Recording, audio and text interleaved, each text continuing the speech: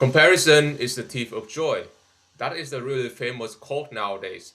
And it basically means that you don't have to compare yourself to anyone in order for you to be happy about yourself. You got to be grateful for your achievement, for your result, for what you get after you try.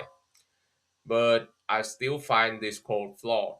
And in my opinion, you got to have a certain degree of comparison in order to see the road to success.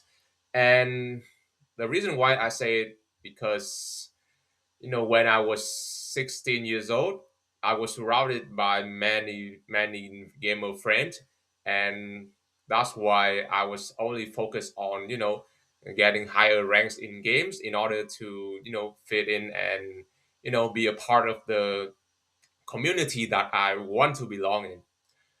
And it didn't work out really well for my self confidence, man. Like I I just like I study, I finish class, I go home, I open my tablet, I play games, and that's basically my day.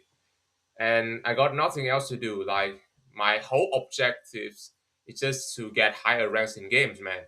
I don't work out, I don't practice to be grateful, I don't do any of that shit.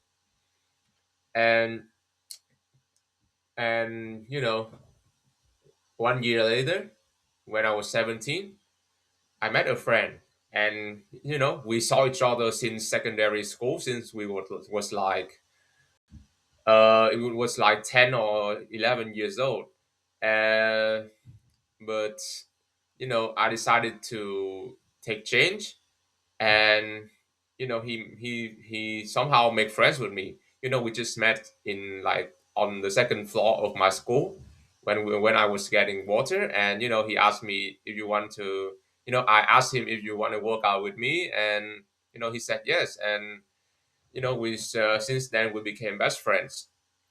And he's a really good guy. He got a ambitious goal. He always learn everything every day. He got a 7.5 IELTS without going to the extra class, and he don't need no mentor. He studied by himself.